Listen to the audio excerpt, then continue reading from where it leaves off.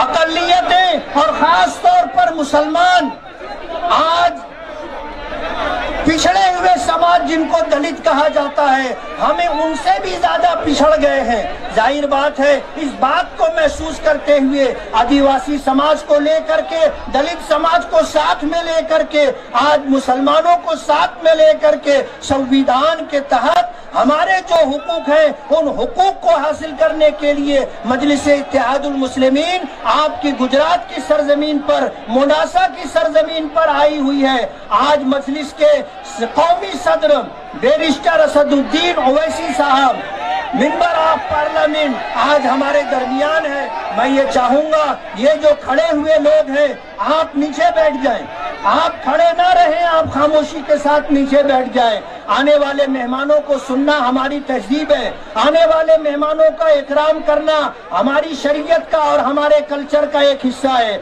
इसलिए मैं ये चाहूंगा कि आप खामोशी का माहौल बनाएं। आज इस वक्त हमने मोडासा में मजलिस-ए-इत्तेहादुल मुस्लिमीन की तरफ से 6, 7 और 8 नंबर वार्ड से हमने उम्मीदवारी दी है। 12 उम्मीदवार दिए हैं। इन 12 उम्मीदवारों को कामयाब कराना आपकी जिम्मेदारी है।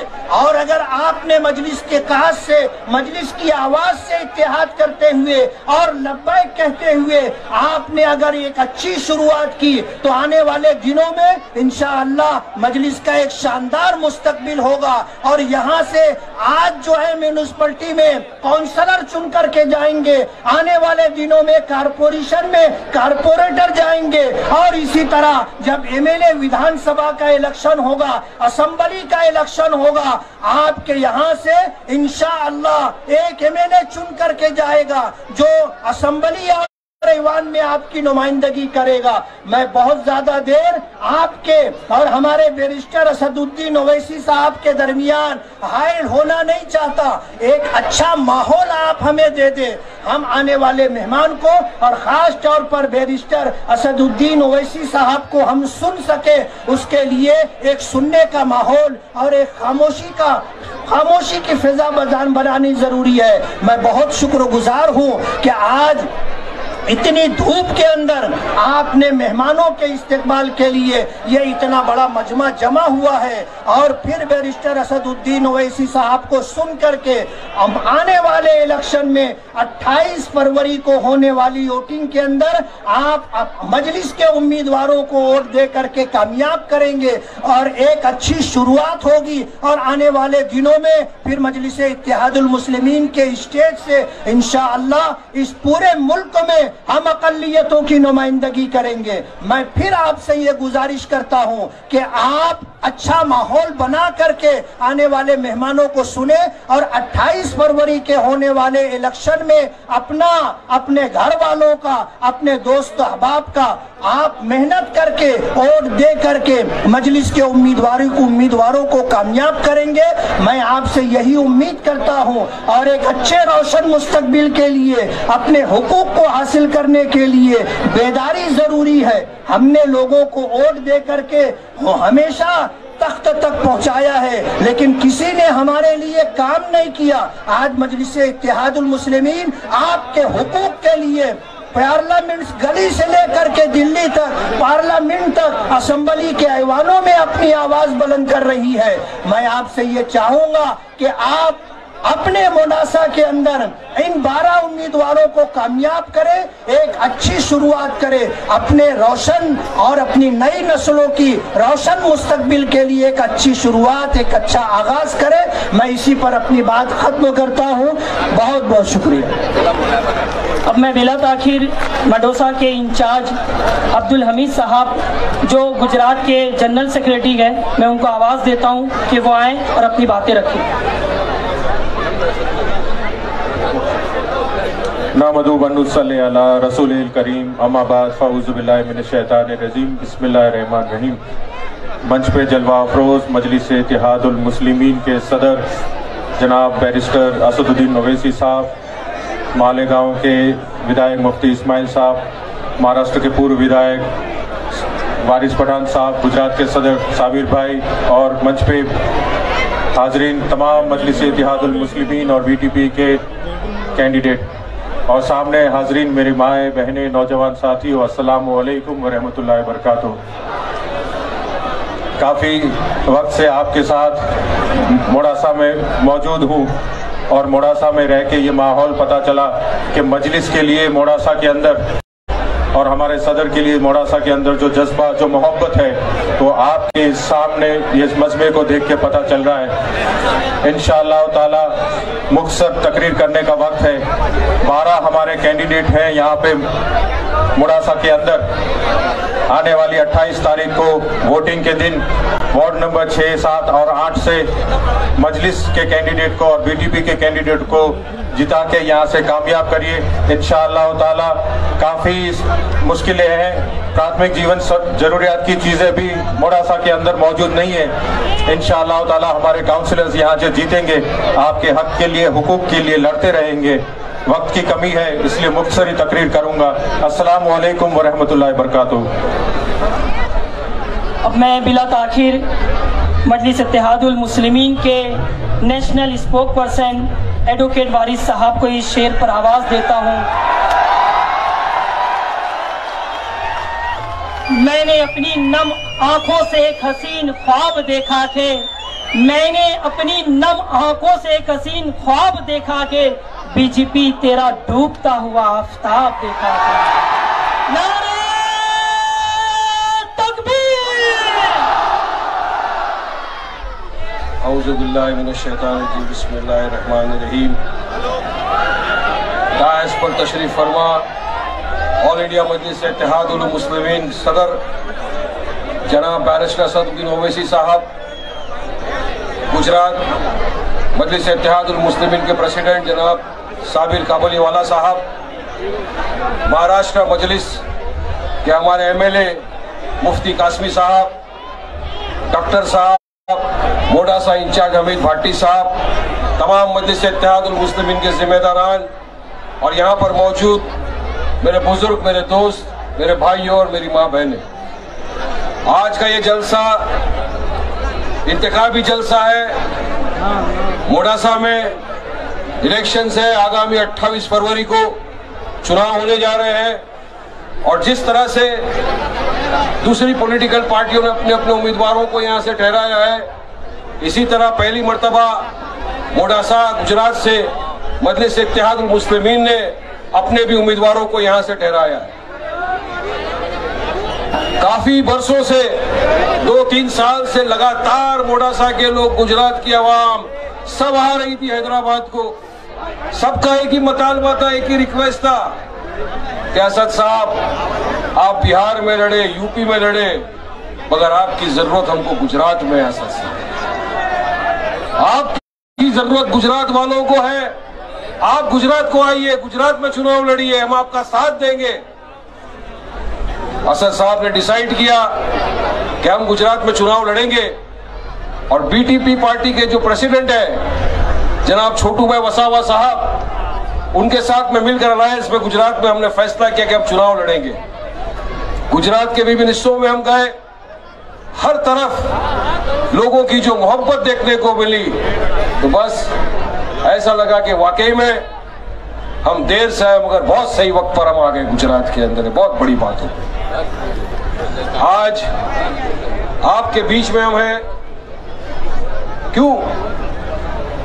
देखिए, आप समझिए, सोचिए कि मजलिस इत्तेहादुल मुस्लिमीन हर तरफ देश में आज लड़ रही है।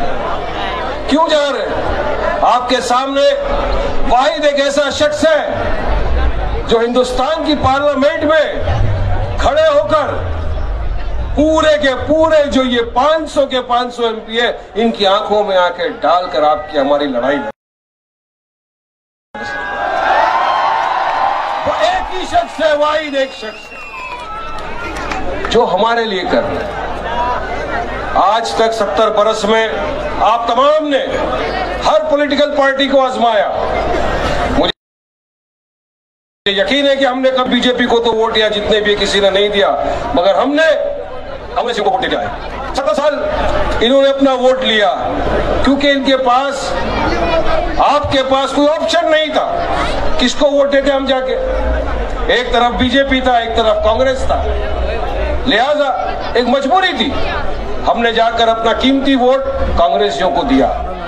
चुनाव के पहले हमारे पास आए, बड़े बड़े वादे किए, फला कर देंगे, ये कर देंगे, लेकिन अफसोस मोडासा में मुझे कोई कामयाबी, कोई तरक्की कहीं नहीं दिख रही है, कहीं पर भी नहीं। कहीं मुझे कोई बड़ा अस्पताल नहीं दिखा, कहीं मुझे कोई बड़ी स्कूल नहीं दिखी जहां के मोडासा का लोग कह सके कि हाँ हमारे बच्चे भी इतनी बड़ी स्कूल में पढ़ते हैं, या हमारे पास भी एक ऐसा अस्पताल है जो इतनी बड़ी बड़ी बीमारियों का इलाज कर सकता है। कहीं पर भी नहीं ऐसा दिखा मुझे। मैं तो पूछता हूं हर तरफ, देश के अंदर काफी लीडर्स हैं, बताइए मुझे कोई ऐसा लीडर जिसने अपने यहां पर अपने हलके में 14 स्कूलें बनाई हो, जिसने अपने यहां पर 4 अस्पताल बनाए हो, जिसमें आप 30 रुपए का कार्ड खरीदो तो आपको 3 महीने तक इलाज फ्री। बताइए आपने कोई देखा है क्या ऐसा लीडर? कहीं नेता है क्या कहीं पर हिंदुस्तान में कोई ऐसा? मगर मैंने देखा है अपनी आंखों से, और वो है तेलंगाना हैदराबाद में असद ओवैसी साहब। अब तालीम की फील्ड में देख लीजिए किस तरह की तालीम दी जाती है वहां के बच्चों को। और ऐसा नहीं कि सिर्फ मुसलमान का बच्चा पढ़ेगा, नहीं, ये गलत बातें फैलाई जाती है हमारे बारे में। हमारी स्कूल में हर जात हर मजहब के बच्चे आते हैं, तालीम लेते हैं। हमारे हिंदू भाई बहनों के बच्चे आते हैं, सिख भाई बहनों के बच्चे आते हैं, मसीह भाई, हिंदू भाई बहन सब लोग आते हैं। इलाज जिस तरह एक शख्स का होना चाहिए उसी तरह सबका इलाज होता है। ये है हमारी पार्टी का काम। पूरे देश भर में जहां भी हम जाते हैं लोग बोलते हैं कि इस तरह की चीज यहाँ होना चाहिए। असद साहब आप आइए यहाँ पर, हमारे हल्कों में भी इस तरह का काम करिए, सब करिए, चाहिए। देखिए देश में कहीं पर भी जहां जहां भी आपने देखा होगा मजलूमों पर या हमारे दलित भाई बहनों पर अत्याचार हो रहा हो, अगर वाहिद कोई आवाज उठाता है तो एक ही शख्स है ना, असद ओवैसी साहब। ये तो आपने मैंने सबने देखा है, सबके पास मोबाइल है, सबके घर में टीवी है, सबके घर में न्यूज़पेपर आते हैं। आज बाबरी हो गया तो बाबरी पे बोले ओवैसी, दादरी पे मॉब लिंचिंग हो गई, दादरी पे बोले ओवैसी, 370 आ गया तो बोले ओवैसी, ट्रिपल तलाक आ गया तो पार्लियामेंट में खड़े रह के बोले ओवैसी, जहां मजलूम पर जुल्म हो गया वहां खड़े रह के बोले ओवैसी, हर माइनॉरिटी के लिए काम के लिए आगे बढ़े तो ओवैसी। तो फिर आपके वोट का असली हकदार भी ओवैसी हुआ या नहीं हुआ? ईमान की बात है, ईमान की बात है, याद रखना। हम लोग दिल में जिगर रखते हैं, साथ में ईमान भी रखते हैं।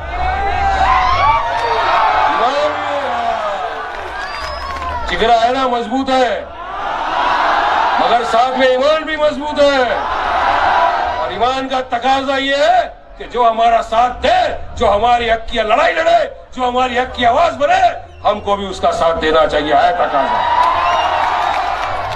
ये हुई ना मर्दों वाली बात, है ना? देंगे ना साथ ओवैसी साहब का?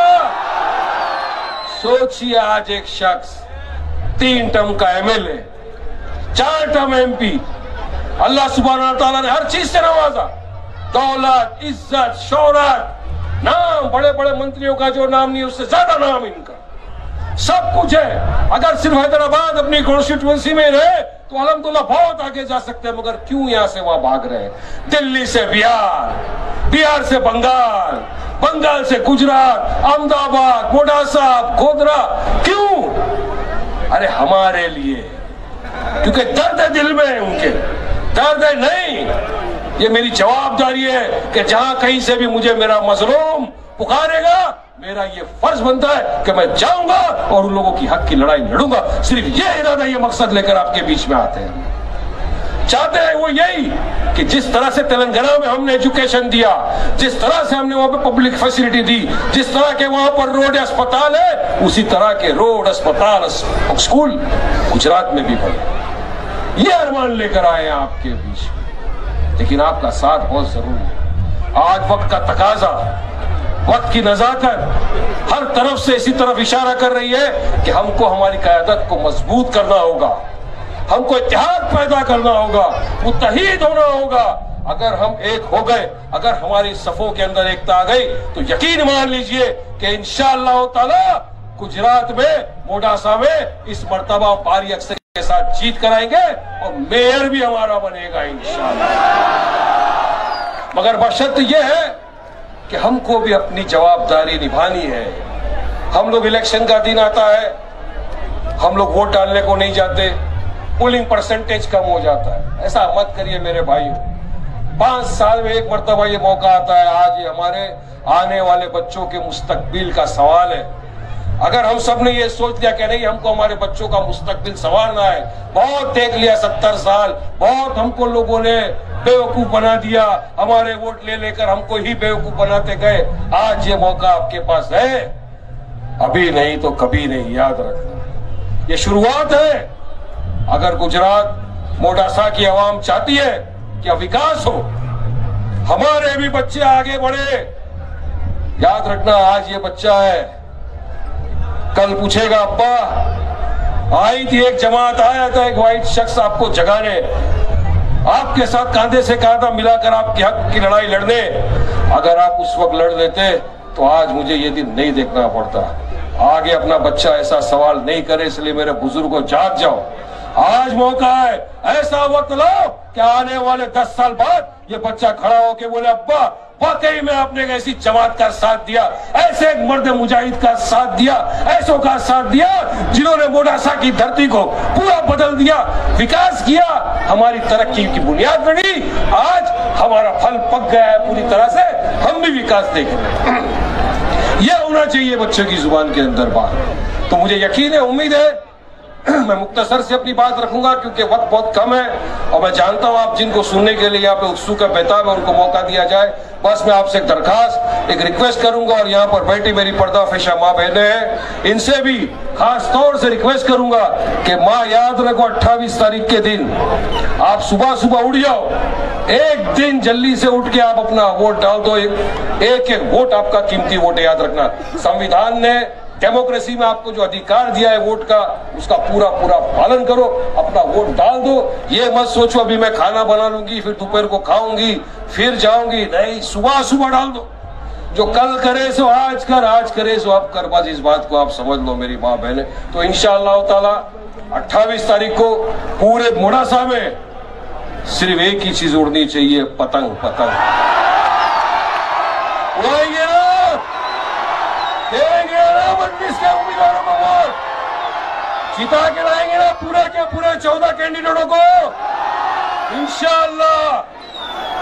हार जीत अल्लाह के हाथ में, मेहनत करना अपने हाथ में, कोशिश करो, इंशाअल्लाह जीत उसी की होती है जो कोशिश करता है। शुक्रिया, अस्सलाम वालेकुम। अब मैं बिला ताखीर गुजरात के सदर साबिर साहब को आवाज देता हूं कि वो आए अपनी बातें रखें। अस्सलाम वालेकुम। ऑल इंडिया मजलिस इत्तेहादुल मुस्लिमीन के सदर साहब असदुद्दीन ओवैसी साहब और मजलिस के हमारे लीडर वारिस खान पठान साहब, मालेगांव से आए हुए MLA और मुफ्ती साहब, यहाँ के गुलाम नबी साहब, हमीद भट्टी साहब, आज तक आप बेवकूफ बनते हुए आए हैं। बीजेपी और कांग्रेस दो ही थी आज तक, अपने पास तीसरा ऑप्शन नहीं था। आप बार बार हैदराबाद जाकर आप कहते थे कि असदुद्दीन ओवैसी साहब आप गुजरात आओ, लो आपके सामने आ गए। हम इनकी पैनल जो हमारी जो पैनल खड़ी है, आपकी पैनल खड़ी है, उसको आप जीताओगे कि नहीं? तो आज गुजरात के अंदर आए हैं तो एक अपनी ताकत दिखानी है, एक ताकत ये दिखानी है। आज तक दो कांग्रेस और बीजेपी थी, दोनों मिलजुल कर काम करते थे। एक बड़ा नाक था, एक छोटा नाक था, एक कम काटता था, एक ज्यादा काटता था। तो आपने चॉइस किया छोटा कम काटने वाला। तो आज तक अपने को पता है, दोनों एक सामने से अपने को पता, बीजेपी खुली दुश्मन अपने पता है, लेकिन कांग्रेस कब वार करती किसी को पता नहीं। लेकिन अपने पास अब ऑप्शन आ गया है, अब आपको चुनना है। ये अभी तो ये शुरुआत है, अगले विधानसभा के अंदर ज्यादा से ज्यादा अपने सीटें लानी है और ओवैसी साहब के हाथ मजबूत करने लोग आ गए आपके सामने। अब आपकी जिम्मेदारी है, आपको मजबूत करना है, मजलिस को मजबूत करना है। जितना ज्यादा से ज्यादा अभी यहाँ पर अभी नगर पालिका पंचायत के जो चुनाव है ज्यादा से ज्यादा जुटा कर आप भेजिए यहाँ पर इंशाल्लाह और अपनी ताकत बनेगी। आज बीटीपी पार्टी आई, छोटू भाई वसावा और MIM पार्टी अपने साथ में मिलकर ये चुनाव लड़ रहे हैं। अपनी पार्टी के साथ दलित, मुस्लिम, आदिवासी और बख्शीपंथ ये चारों एक है। ये चारों अगर एक हो जाते तो 60% वोट हो जाए, 60% वोट होते एक अपनी ताकत बनती है। ये ताकत अपनी बनेगी, ये शुरुआत है। अब सब एक होना है, एक होना, नेक होकर सब मिलकर लड़ना है और अब मजलिस को मजबूत करना है। मैं आप सबको गुजारिश करता हूँ कि ज्यादा से ज्यादा अपने जितने भी कैंडिडेट उनको जिताए और उनको असदुद्दीन ओवैसी साहब के हाथ मजबूत करें। मैं आपको गुजारिश करता हूँ। मैं कम ज्यादा टाइम कम है, आप जिसको सुनने के लिए आए हैं, मैं अब इंशाल्लाह अब आपके सामने आ रहे हैं। अल्लाह हाफिज। मुद्दत से थी असद साहब आपसे मिलने की आरज़ू, मुद्दत से थी असद साहब आपसे मिलने की आरज़ू, ख्वाहिशे दीदार ने सब कुछ गवा दिया। किसी ने खबर दी कि असद साहब आधी रात को आएंगे, हमने इतना किया। नारे तकबीर, शेर हिंदुस्तान, असद साहब जिंदाबाद, असद साहब जिंदाबाद।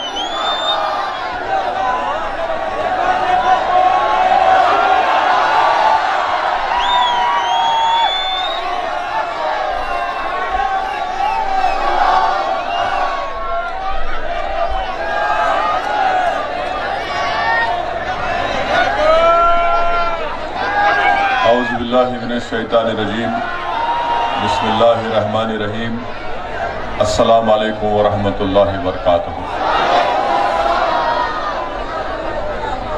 हमारी इज़्ज़तदार माँ और बहनें, आज के जलसे में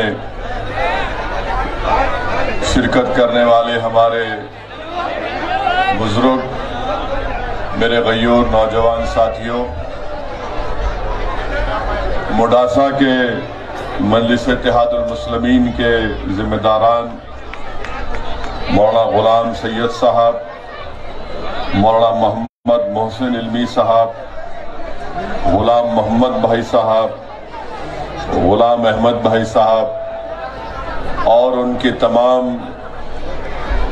टीम के मेंबर व रुफ़क़ा, शहनशीन बतशरीफ फरमा गुजरात के मजलिस इत्तेहादुल मुस्लिमीन के सदर मेरे भाई जनाब साबिर साहब, मालेगांव महाराष्ट्र के रुकन असम्बली मजलिस इत्तेहादुल मुस्लिमीन हजरत मौलाना मुफ्ती इस्माइल साहब, हामिद भट्टी साहब, साबिका रुकन असम्बली महाराष्ट्र वो मजलिसी कायद जनाब वारिस पठान साहब और मजलिस इत्तेहादुल मुस्लिमीन के इस इलेक्शन में 12 उम्मीदवार और भारतीय ट्राइबल पार्टी के 2 उम्मीदवार, मेरे अजीज दोस्तों और बुजुर्गों, मेरी इज़्ज़तदार माँ और बहनों, मैं आप तमाम का दिल की गहराइयों से शुक्रिया अदा करता हूं कि आपने अपना कीमती वक्त निकालकर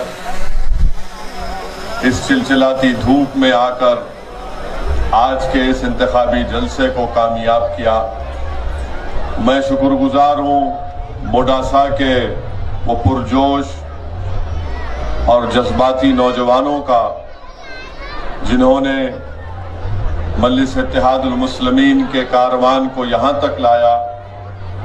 मैं शुक्रगुजार हूँ मोडासा के बुजुर्गों का जिन्होंने ये फैसला ले लिया कि वो मजलिस इत्तेहादुल मुस्लिमीन की सरपरस्ती भी करेंगे, रहबरी भी करेंगे और मजलिस इत्तेहादुल मुस्लिमीन की कामयाबी के लिए वो दुआ भी करेंगे।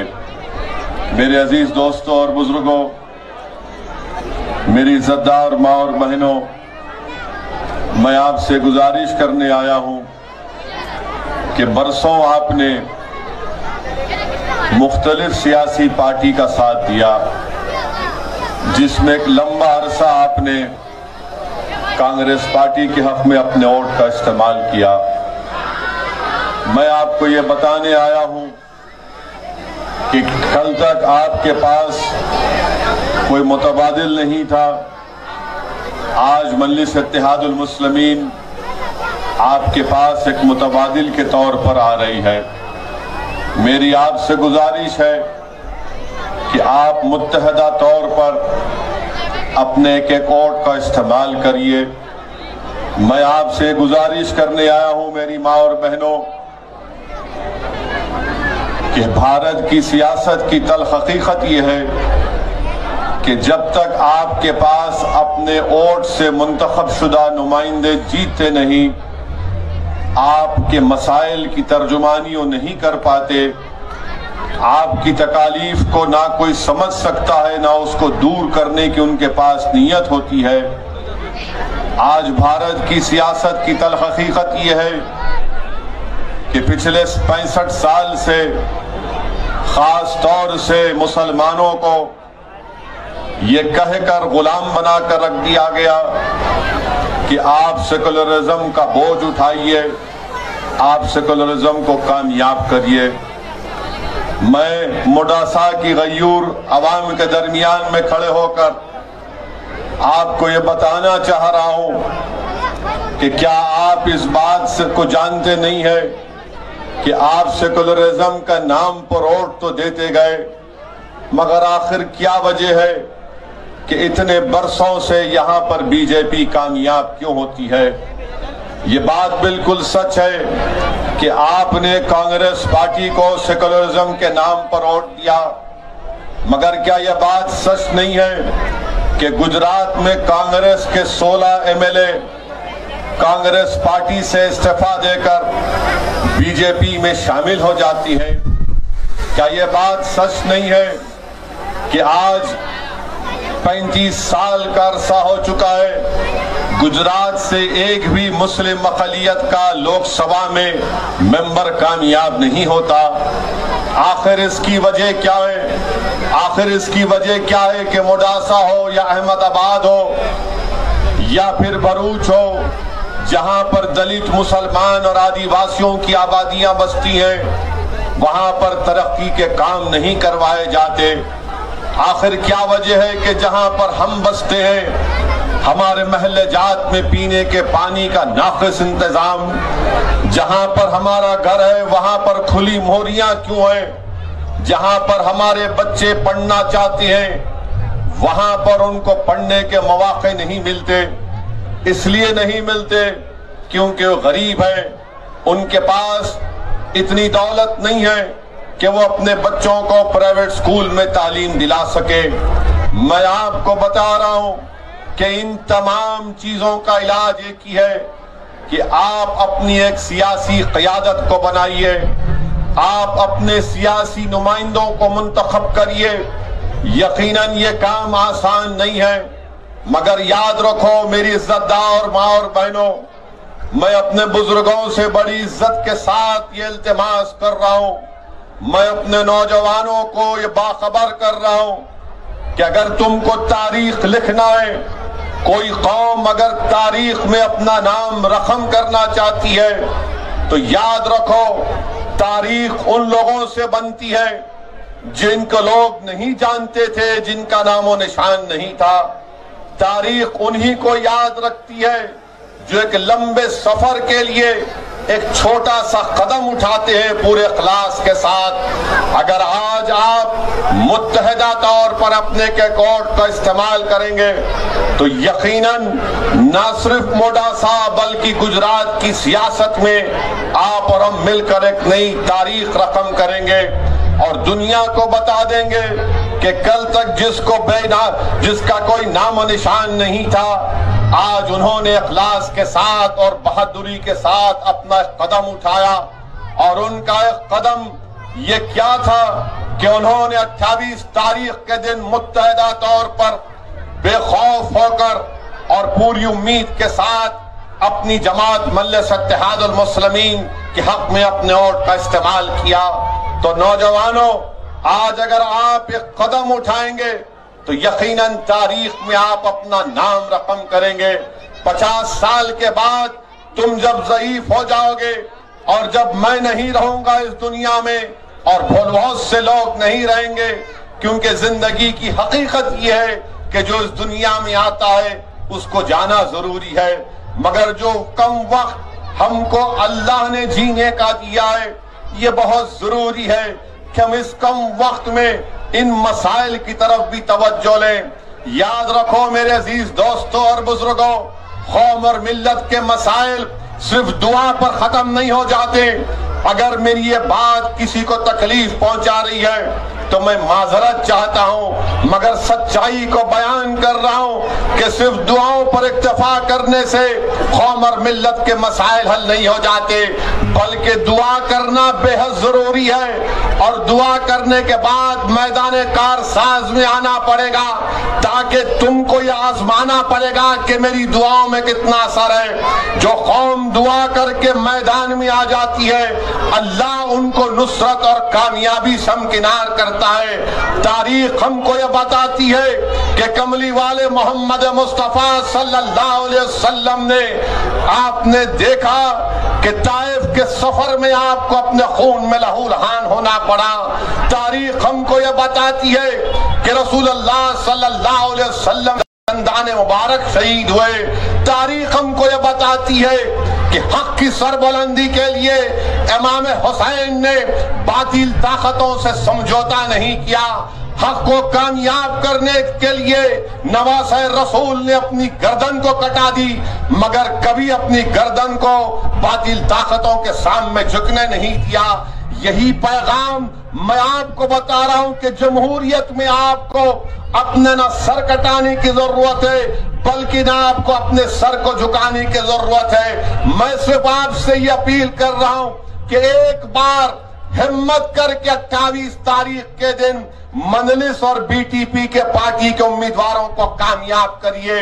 बरसों आपने सबको वोट दिया, आज एक मर्तबा आप इस दीवाने के पैगाम को समझिए और इसको अपना भाई, अपना बेटा समझकर आप अपनी इस पार्टी को कामयाबी समकिनार करिए। मैं यहाँ पर अपनी मकबूलियत के लिए नहीं आया हूँ, मैं गुजरात को अपनी मकबूलियत में इजाफा करने के लिए नहीं आया हूँ, मैं गुजरात को अपनी अना की तस्कीन के लिए नहीं आया हूँ। मैं अगर गुजरात को आया हूँ और भारत के मुख्तलिफ शहरों में, रियासतों में, गांव में जाता हूं, मेरा मकसद एक ही है कि तुम्हारी सफों से कोई एक लीडर बने, कोई कायद बने जो तुम्हारे मसाइल को समझ सके, जो बेखौफ होकर जालिमों के दरबारों में बैठकर उनकी आंखों में आंखें डालकर आपके मसाइल की तर्जुमानी कर सके। नौजवानों, अगर आज तुम मुत्तहिदा तौर पर अपने वोट का इस्तेमाल करोगे तो यकीनन तुम अपने मुस्तकबिल को मजबूत करोगे।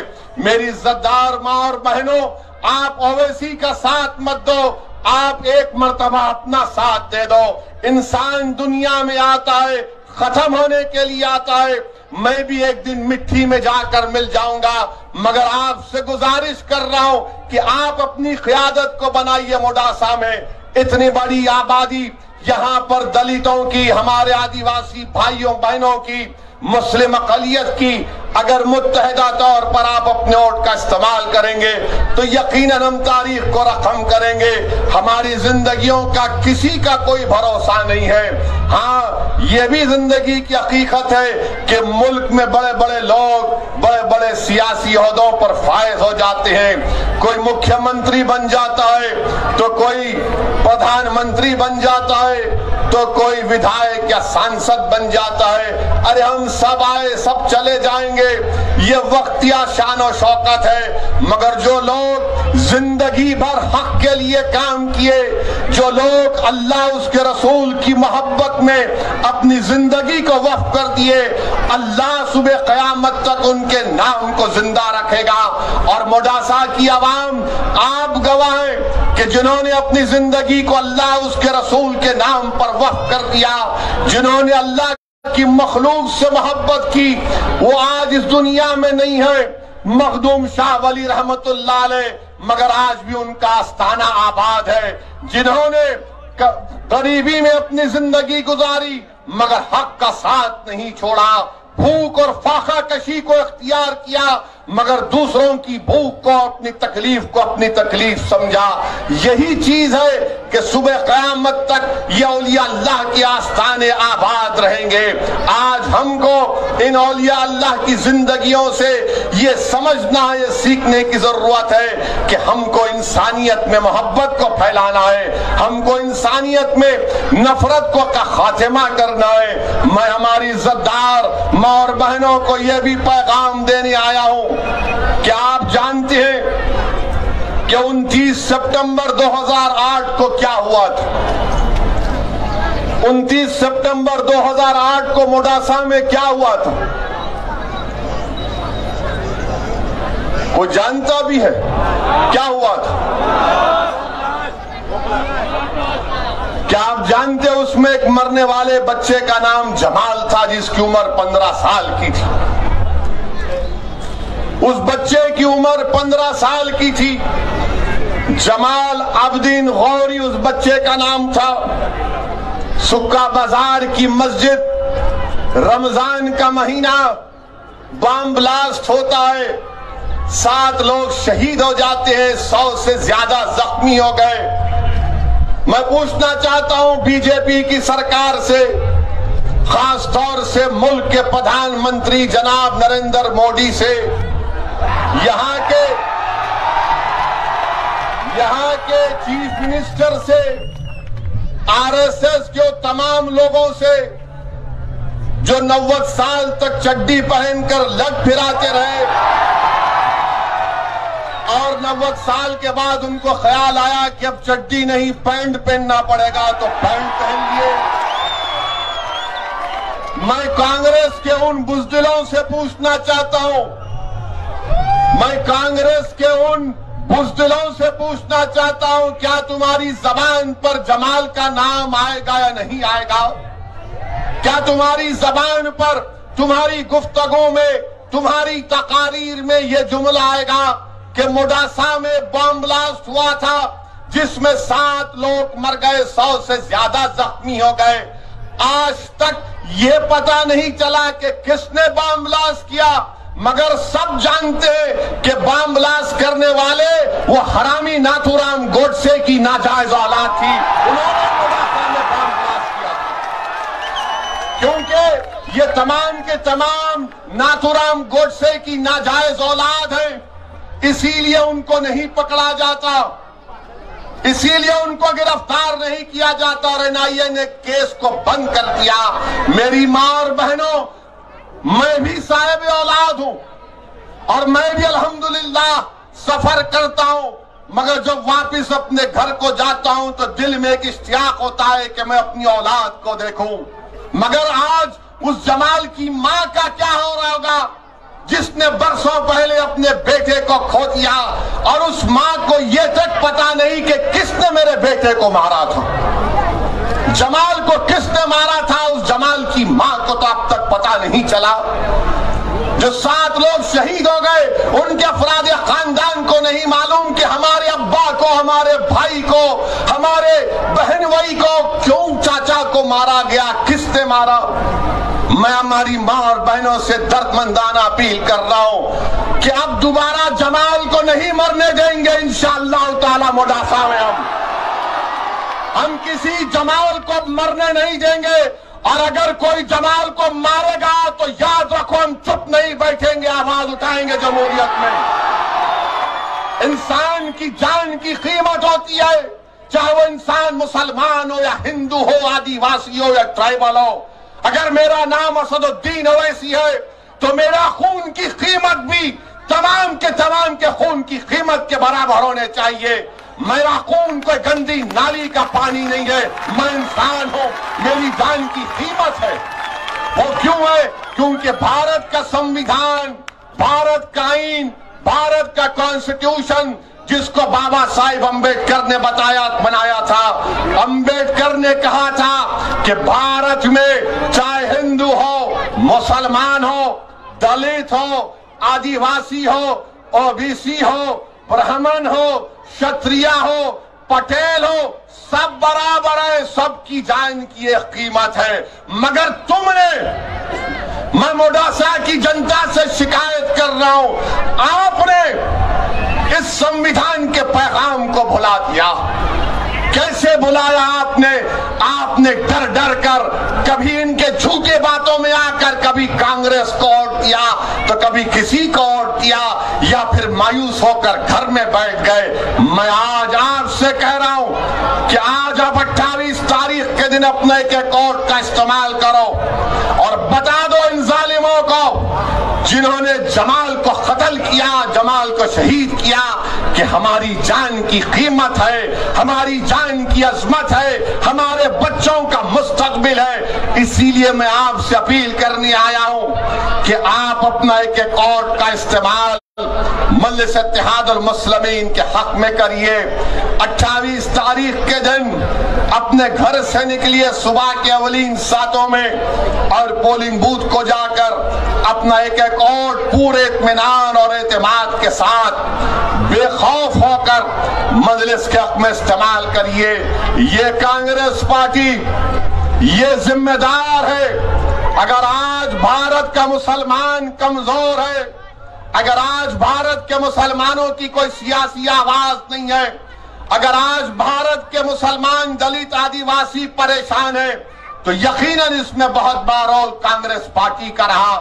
मैं आज आपसे अपील कर रहा हूं कि आज आपके पास एक मुतबादिल के तौर पर मजलिस इत्तेहादुल मुस्लिमीन आपके पास है। आपको मैं मुबारकबाद भी देना चाहता हूं, मोडासा की आवाम को, मैं खास तौर से नौजवानों को, हमारी इज्जतदार मां और बहनों को सलाम करता हूं कि आपने CAA, NPR और NRC के खिलाफ आपने मोडासा में एक तारीखी एहतजाज किया। आपने गुजरात की सरजमीन को हिला कर रख दिया। आपने CAA, NPR, NRC के खिलाफ जो एहतजाज किया वो काबिल मुबारकबाद है। मगर मोडासा की आवाम, मैं आपको यह भी बताना चाहता हूं, क्या आपने जब CAA का कानून बना तो क्या मोडासा के बुजुर्ग लोग जाकर अपना बर्थ सर्टिफिकेट नहीं निकाल रहे थे? क्या आप अपना बर्थ सर्टिफिकेट नहीं बना रहे थे? क्यों बना रहे थे कि CAA का कानून आ गया है, मुझे अपने कागज दिखाना पड़ेगा। मैं अपने बुजुर्गों से अपील करूंगा, अगर मेरी गुफ्तगू में कोई जज्बात या आपको नजर आते हैं तो नजरअंदाज कर दीजिए, मगर आप ये सोचिए कि कब तक हम डर डर कर जिंदगी गुजारेंगे। CAA का कानून आया तो हम डर गए और हमने एहतजाज किया और करेंगे इंशाअल्लाह ताला। मैंने पार्लियामेंट में खड़े होकर बीजेपी के 306 अराकीन लोकसभा के सामने कहा कि तुम CAA के कानून बनाओ, हम भारत में फिर एहतजाज करेंगे। बल्कि मोडासा में जब CAA का एहतजाज शुरू होगा, ये दीवाना भी आपके सामने आकर साथ खड़ा हो जाएगा। मगर मेरे अजीज दोस्तों और बुजुर्गों, मेरी इज्जतदार माँ और बहनों, ये डर डर कर जिंदगी कब तक गुजारेंगे आप भारत के हम शहरी हैं, हमको अपनी आवाज उठाने का हक है, हमको बेखौफ होकर अपनी जिंदगी गुजारने का हक है। और जब तक आप अपनी सियासी क़यादत को मजबूत नहीं करेंगे, हम अपने मसाइल को भी नहीं हल कर सकेंगे। मेरी आपसे दबन गुजारिश है कि आप मुत्तहिद रहिए। और ये एक और पार्टी का उम्मीदवार आया है, झाड़ू का कट्टा उसके हाथ में, ये इतना अजीब है, इतना बुज़दिल है, डरपोक है। जब दिल्ली में फसाद हो रहा था, जब दिल्ली में और मुसलमान अपने आप को इंसान भूलकर एक दूसरे पर हमला कर रहा था, जब इंसानियत खत्म हो रही थी, 20 से ज्यादा मसाजिद को नुकसान पहुंचाया गया, जलाया गया, 50 से ज्यादा लोगों का कत्ल हुआ, ये झाड़ू वाला दिल्ली का बजाय उन महलों में जाता जहां पर गड़बड़ हो रही, ये जाकर गांधी की समाधि पर जाकर बैठ गया। अरे गांधी का अगर नाम लेकर अपनी दुकान चमकाते हो तो क्या तुम नहीं देखे कि तारीख में गांधी ने जहां का हिंदू मुस्लिम फसाद होता तो गांधी वहां पर पहुंच जाते। गांधी हिंदू और मुसलमानों से कहते कि मुझे मार दो पहले तुम। क्या तुमने नहीं देखा कि गांधी ने भूख हड़ताल की थी कि मैं उस वक्त तक अपनी भूख हड़ताल खत्म नहीं करूंगा जब तक कि हिंदू और मुसलमान अपने आप को मारना खत्म नहीं करेंगे।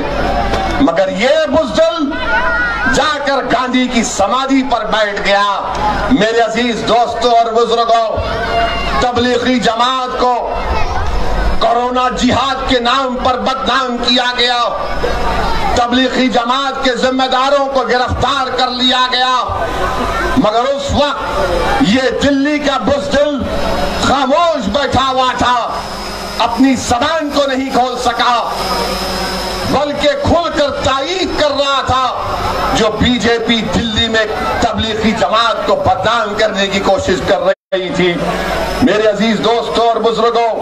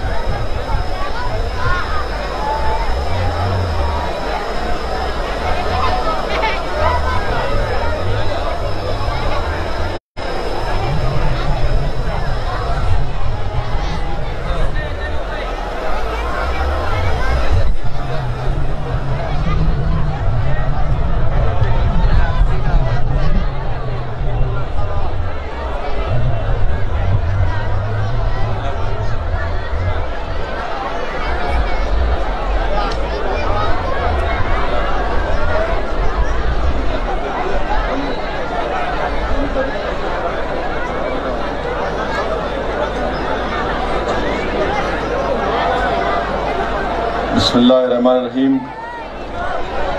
हमने अज़ान के लिए हमारी तकरीर को रोक दिया था। मुख्तलिफ मसाजिद से अज़ान होंगी। मेरी कोशिश होगी कि 10 मिनट के अंदर अपनी बात को मुकम्मल कर लूँ ताकि आप तमाम लोग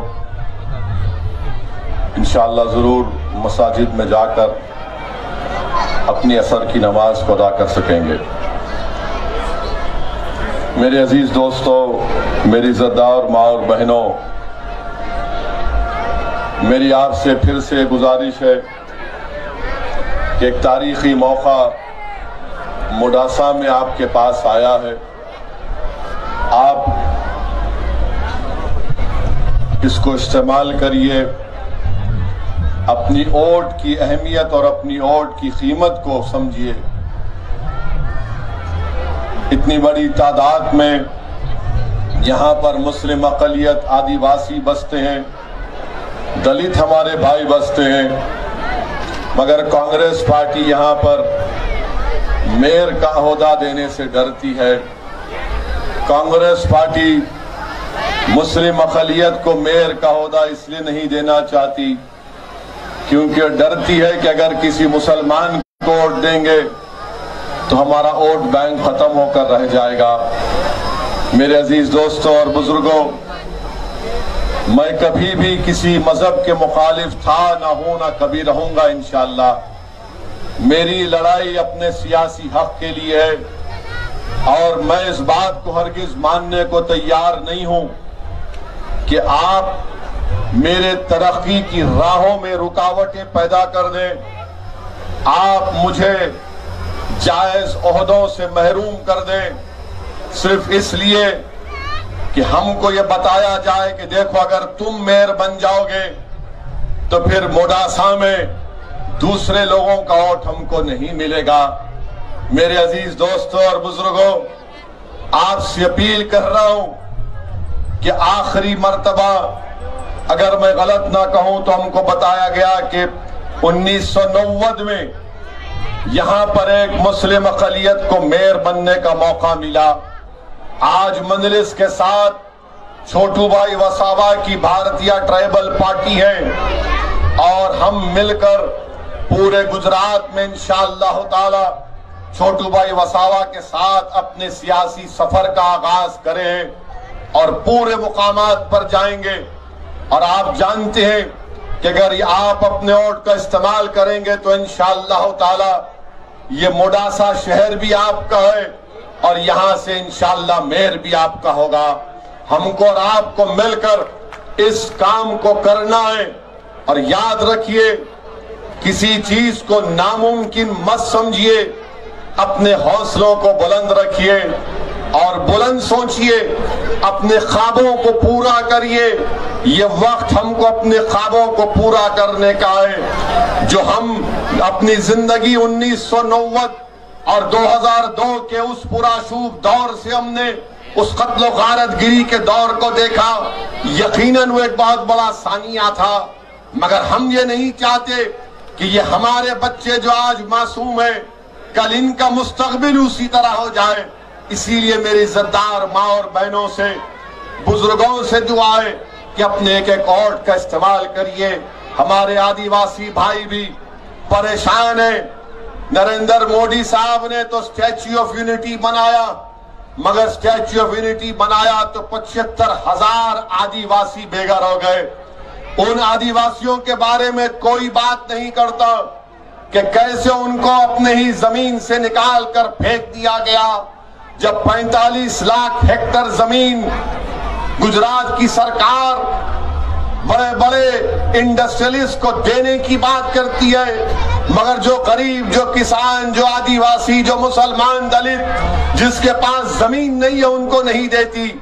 मेरे भाई, मेरे बुजुर्गों, याद रखो, मजलिस के लोग जब कामयाब होंगे तो कामयाब इसलिए नहीं होते कि मोडासा में हम अपना जुलूस निकाले, कामयाब इसलिए नहीं होते कि जिंदाबाद जिंदाबाद के नारे लगाए।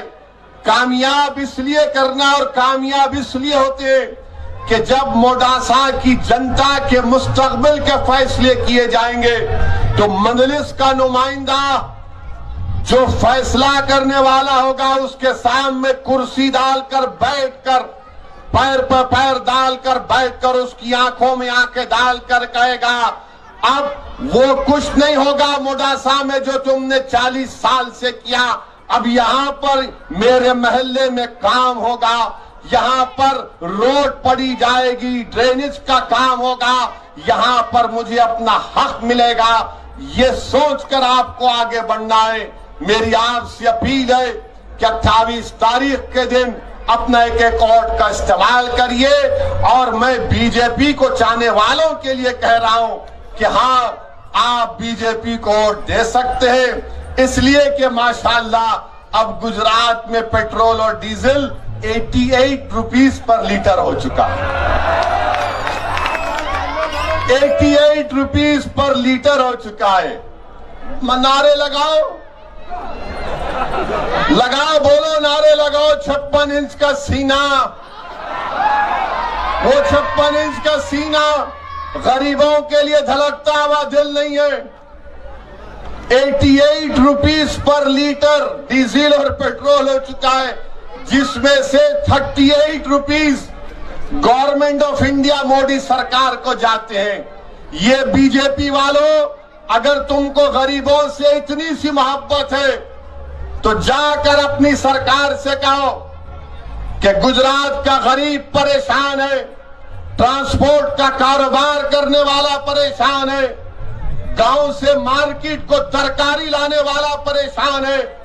आज पेट्रोल और डीजल की कीमतों में इजाफा होने की वजह से भारत में कई गरीबों की नौकरियां जा रही हैं, मगर नरेंद्र मोदी ये कह रहे पिछली सरकारों ने कुछ नहीं किया था। मोदी जी, आपके भक्तों में उनका फर्स्ट फ्लोर खाली होगा, हमारा फर्स्ट फ्लोर अभी अच्छा है। हमको अल्लाह ने सोचने और समझने की ताकत दी है। जो इंटरनेशनल मार्केट में ऑयल था 2013 में, और आज जो इंटरनेशनल मार्केट में एक बैरल ऑयल बिक रहा है वो 2014 से कम है, मगर आपकी सरकार 1 लीटर पेट्रोल पर 38 रुपीस लेती है। मोदी जी, अगर आप गरीबी को देखें, अगर आप गरीबी से अपना सियासी सफर करते हुए गुजरात से दिल्ली के बादशाह बन चुके हैं, तो भारत का गरीब, गुजरात का गरीब उस गरीबों के नाम पर वोट लेने वाले प्रधानमंत्री से अपील करता है कि अगर आप वाकई में गरीबों से मोहब्बत करते हैं मिस्टर नरेंद्र मोदी, तो 38 रुपीस का जो आप टैक्स ले रहे हैं गरीबों से, ये टैक्स नहीं ले रहे मोदी जी, आप उन गरीबों से उनका खून चूस रहे। अगर आप गरीबों के हमदर्द हैं तो कल ऐलान कर दो आप मन की बात में कि भाइयों बहनों, मैंने गरीबों के खातिर टैक्स को कम कर दिया। 1 रुपया नहीं, 2 रुपये नहीं, बल्कि पूरे 10 रुपये मैंने टैक्स में कम कर दिए।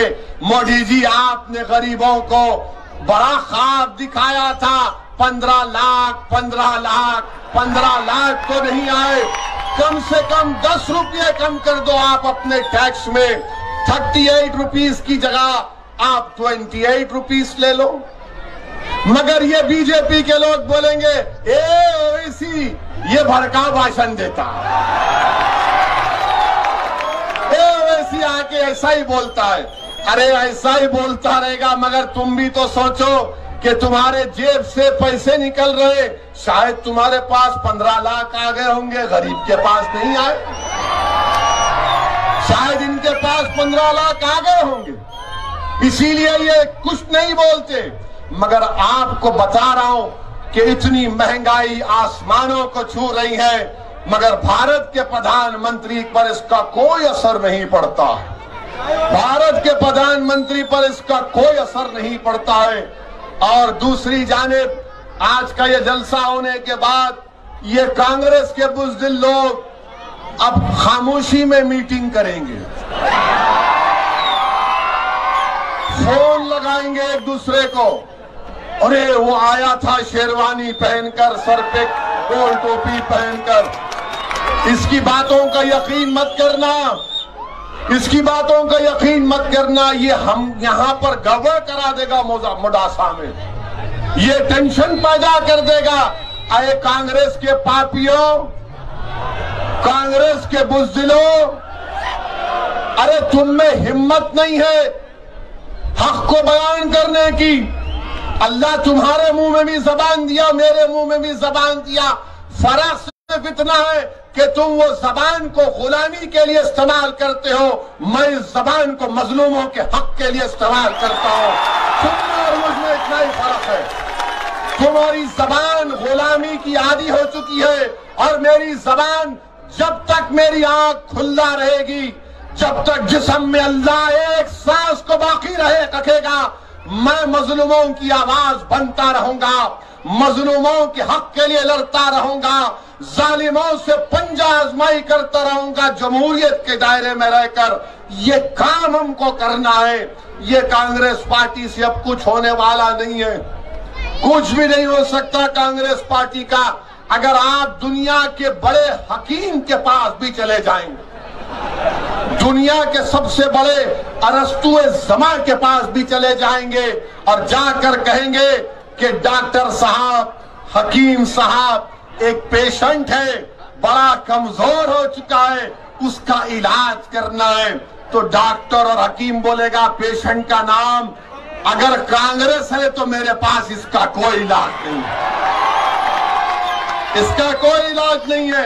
ये कांग्रेस के लोग बी टीम मुझे कहते हैं। अरे बिहार में हमने 5 सीट जीते हैं, तो बताओ वहां पर किसको हराया हमने? कांग्रेस को भी हराया, बीजेपी को भी हराया। बताइए आप, आज अगर बीजेपी से कोई मुकाबला कर रहा है पार्लियामेंट में, कौन कर रहा है? कांग्रेस के 50 एमपी है, क्या बोलते हैं उनको ही मालूम, आदि अल्फाज चाप कर बोलते हैं। जब CAA NPR NRC का कानून आया तो किसने बीजेपी के 300 MPs के सामने ये कहा कि तुम्हारा ये CAA का कानून भारत के संविधान के खिलाफ है? किसने बीजेपी के सामने आंखों में आके डालकर कहा था कि जिस तरह महात्मा गांधी ने साउथ अफ्रीका में सफेद फाम हुकूमत के कानून को फाड़ दिया था, इसी तरह जसोद्दीन ओवैसी भारत के लोकसभा में इन तमाम के सामने खड़े होकर CAA के कानून को हमने फाड़ दिया। ये इनसे नहीं हो सकता है, ये कांग्रेस के बुज़दिलों से नहीं हो सकता। ये याद रखो आप, मेरा जैसा जलसा खत्म होगा, रात से ये चमचे काम पे लग जाएंगे, ये काम पे लग जाएंगे, क्योंकि इनका काम सिर्फ इतना ही है, डराओ डराओ, डर के रहो, डर के रहो। नहीं मेरे अजीज दोस्तों, डरने की जरूरत नहीं है। हम इस दुनिया में आए हैं तो एक ही मर्तबा आए हैं और अल्लाह ने एक ही जिंदगी दी है, दो नई जिंदगी दी है। हम एक ही मर्तबा आए हैं, वक्त कम है, इसको अच्छे काम में गुजारिए। यकीनन अच्छा काम यह है कि इंसानियत को पैदा करिए, नफरतों का खात्मा करिए, बुज़दिली को अपने आप से दूर करिए, खौफ को अपने करीब आने मत दीजिए, उम्मीद पर फैसला करिए, किसी से मत डरिए सिवाय अल्लाह के। अल्लाह से बड़ा कोई नहीं है, किसी से मत डरिए। और अगर किसी से मोहब्बत करना है और मोहब्बत का हक अदा करना है तो मोहम्मद मुस्तफा सल्लल्लाहु अलैहि वसल्लम से मोहब्बत करना है। जो अल्लाह और उसके रसूल से मोहब्बत करेगा और पूरे इखलास के साथ मोहब्बत करेगा, तो हमको बताया गया, मैंने उलेमाओं के पैरों के पास बैठकर सुना कि जो अल्लाह उसके रसूल से मोहब्बत करते हैं सल्लल्लाहु अलैहि वसल्लम से, तो अल्लाह फरिश्तों से कहता है कि तमाम को बता दो कि ये हमसे मोहब्बत करता, हम इससे मोहब्बत करते हैं। डरने घबराने की जरूरत नहीं है। अपने हिम्मत और अपने हौसलों को बुलंद रखिए। मुडासा में आप एक तारीख को रकम कर सकते हैं। मेरी आपसे ही गुजारिश है कि 28 तारीख के दिन मजलिस और बीटीपी पार्टी के उम्मीदवारों को कामयाब करिए। परसों आपने सबका साथ दिया, आज ये जमात आपकी है। आप यहाँ से मुडासा की सरजमीन से अपने लोगों को, अपने भाई और बहनों को, यहाँ से आप इनको अपना लीडर बनाएंगे, यहाँ से आपकी लीडरशिप बनेगी। यही चंद गुजारिशात मुझे आपके सामने कहना था। फिर से अपील कर रहा हूँ कि मुत्तहिद रहिए और अपने कैकोड का इस्तेमाल करिए। आप